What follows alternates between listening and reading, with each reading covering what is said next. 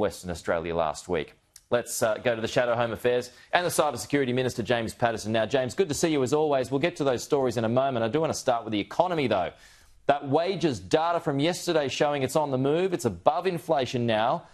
Does this show current policies are working? Well, Pete, it's not quite time to pop the champagne corks just yet. A 0.1% real wages growth is not anything I think most Australians will be riding home to celebrate about. We had 4.2% wages growth and 4.1% inflation. Actually, on this government, real wages have been going backwards for 2 years. It's one of their criticisms of the previous government, but they've presided over an even worse set of figures. And Australians are actually substantially worse off than they were 2 years ago when this government was elected. The average Australian household is about $8,000 worse off than they were due to rising interest rates, rising mortgage payments, rising cost of living and increasing income taxes. In fact, in the first 18 months of this government, income taxes are up by about 27%.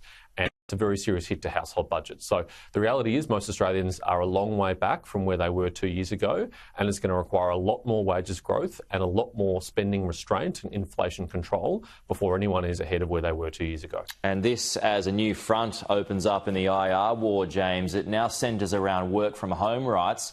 So the Fair Work Commission is now looking at this. Business has been trying to wind this COVID era thing back. So how would you feel if it was returned? Look, I really think this is up for employers and employees to work out together. There are some types of work where working from home works really well for both the business and the employee. And there are other types of work, because of the nature of it, that is inherent that you need to turn up to the office. And really, it shouldn't be up to government to decide that for anyone else. It's up to those businesses and those workers to work out suitable arrangements to them. I think in practice, actually, a lot of people are working this out in practical ways. A couple of days from home, a couple of days in the office, a hybrid working arrangement that works for them. But it's critical that we do have productivity growth in the economy, because, again, that has crashed on this government's watch. And you cannot have rising living standards when productivity is crashing. And if part of the reason for that is all this working from home, then that has to be addressed at the enterprise and firm level. Productivity has been flat for a while, though, has it not? Beyond this government.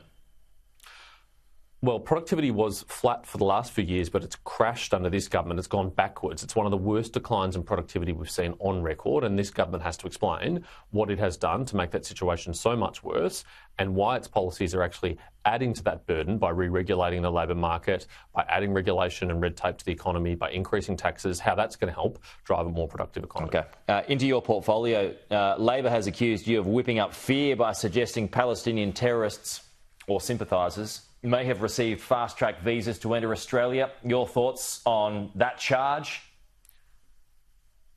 Well, the Minister for Home Affairs and the Prime Minister might be very relaxed about the risk of a Hamas supporter or sympathiser coming to our country, but I'm not relaxed about that, and I can tell you the Jewish community is not relaxed about that either. I had a function with them last night where a number of them expressed very sincere and deep concerns about this.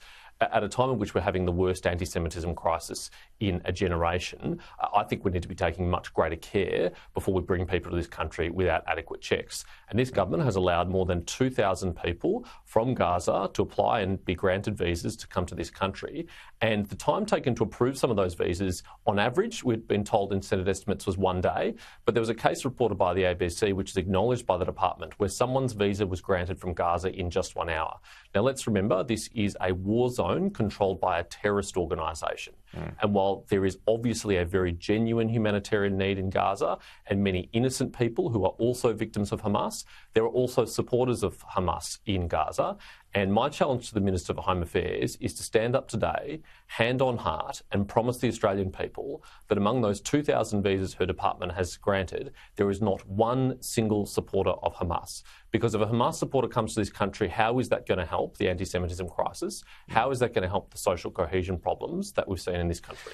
So, as we reported a little earlier, the government has made this comparison about other wars. So you've got just over 300 Palestinians who are here so far, more to come. But the government has pointed out that that's less than the 500 Syrians who came here under your government. I mean, is that a reasonable explanation or comparison? Well, 2,200 visas have been granted, and all those people can get on a plane and come here as soon as they're able to. So that's an artificial comparison, yes.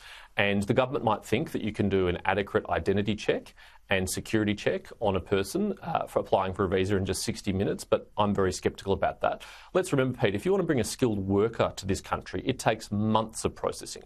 If you want to bring a spouse to this country, it can take a year. If you want to bring a parent to this country, it can take 5 years or more. And are we seriously saying that from a war zone controlled by a terrorist organisation, we can tick people off in just 60 minutes? I think that is undue haste. Sure. I think that is rush, and I think that's a real risk. What if, and I'm just going to close here because we're out of time, what if they've just got nowhere else to go? So, I mean, I see your point. What if they've got nowhere else to go, so it's a matter of urgency?